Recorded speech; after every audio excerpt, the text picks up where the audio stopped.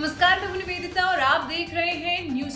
एक बार फिर हाजिर हूँ आप तक देश दुनिया के अपडेट्स पहुंचाने के लिए। एक एक कर विस्तार से समझिए तुक बनाने वाली खबरों को। मोदी सरकार अब एक्शन मोड में आ चुकी है। एक के बाद एक तगड़े फैसले लिए जा रहे हैं। शुरुआत हुई है वन नेशन वन इलेक्शन के प्रस्ताव से, जो मोदी कैबिनेट मीटिंग में पास हो गया है। अब आगामी शीतकालीन सत्र में इस बिल को पेश किया जाएगा और पास कराने की कोशिश की जाएगी।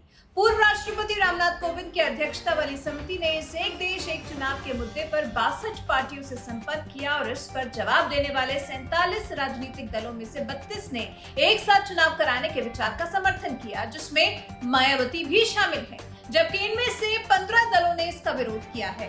वहीं 15 पार्टियों ने इस पर अपनी कोई प्रतिक्रिया नहीं दी है। चलिए आपको एक साथ चुनाव होने के फायदे भी गिना देते हैं। चुनाव पर होने वाले करोड़ों के खर्च से बचत होगी।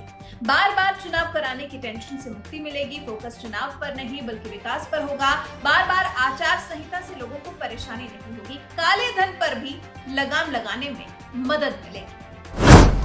चंद्रयान के बाद मंगलयान और अब शुक्रयान। जी, मोदी सरकार ने वीनस मिशन के प्रस्ताव को मंजूरी दे दी है। इसरो को वीनस ऑर्बिटर मिशन की मंजूरी मिल गई है। इस मिशन में मंगलयान की तरह ही शुक्र ग्रह पर एक ऑर्बिटर भेजा जाएगा, जो उसके वायुमंडल, तापमान, सतह और मौसम के बारे में स्टडी करेगा।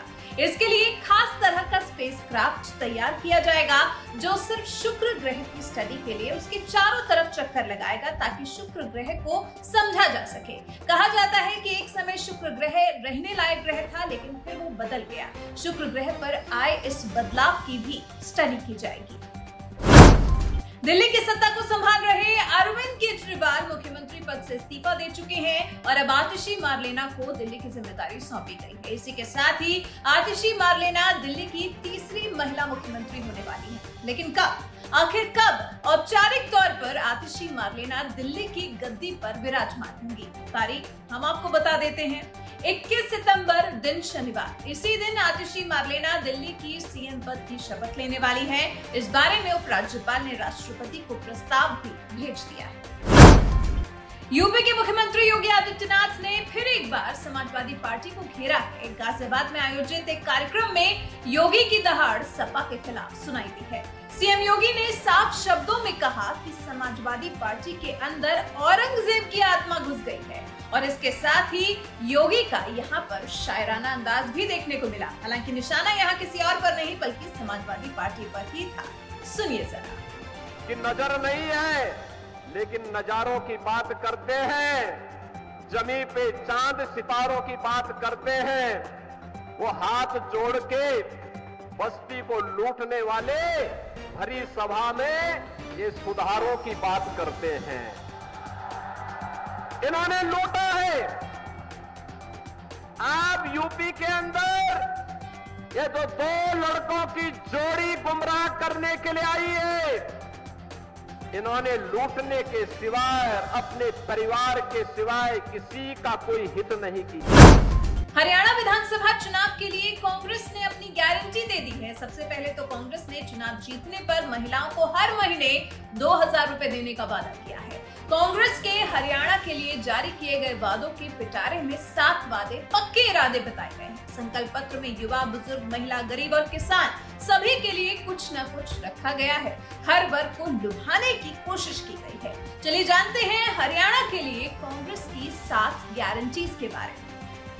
महिलाओं को 2000 रुपए प्रति महीने देने का वादा, बुजुर्गों, दिव्यांगों को हर महीने 6000 रुपए देने का वादा, गरीबों को 100 गज प्लॉट, 3.5 लाख की लागत से बने मकान देने का वादा, एमएसपी को कानूनी तौर पर लागू करने का वादा, सरकारी विभागों में 2 लाख पक्की नौकरियों का वादा, हर परिवार को 300 यूनिट फ्री बिजली देने का वादा, 25 लाख रुपए तक के मुफ्त इलाज का भी वादा। कांग्रेस ने जातिगत सर्वे कराने की भी गारंटी दी है। जम्मू कश्मीर से अनुच्छेद 370 को खत्म कर दिया गया है और अब वहां भी मनुष्य खुली हवा में सांस ले रहा है। शायद इसी बात का असर है, जब जम्मू कश्मीर में 10 साल बाद विधानसभा चुनाव हो रहे हैं तो लोग बढ़ चढ़कर इस चुनावी प्रक्रिया में हिस्सा लेते नजर आए। आज जम्मू कश्मीर में पहले चरण की वोटिंग हुई। 7 जिलों की कुल 24 सीटों पर लोगों ने अपने मताधिकार का इस्तेमाल किया। कई दिग्गजों की किस्मत दांव पर लगी थी, कई चुनावी चेहरों की किस्मत आज कैद हो गई। जानकारी के लिए आपको बता दें कि पहले चरण में 58 77.19% वोटिंग हुई है, जिसमें सबसे ज्यादा किश्तवाड़ में 77.23% रही।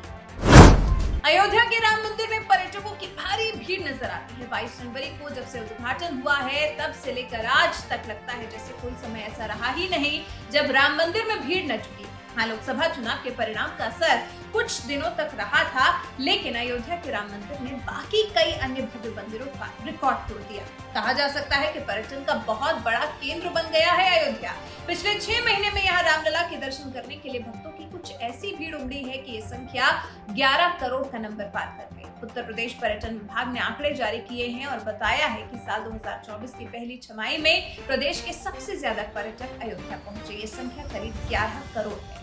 तो देखा आपने किस तरह से अयोध्या में पर्यटकों की भारी भीड़ नजर आ रही है, वो भी सिर्फ रामलला के दर्शन करने के लिए। अभी के लिए फिलहाल इतना ही। हम कोशिश करते रहेंगे, आप बस साथ बने रहिए, हमें प्रोत्साहित करते रहिए रोजाना कुछ और बेहतर करने के लिए। हमारे इस वीडियो को लाइक, शेयर और सब्सक्राइब करना बिल्कुल ना भूलें और हाँ, अपने विचार भी हमारे साथ जरूर साझा करें। नमस्कार।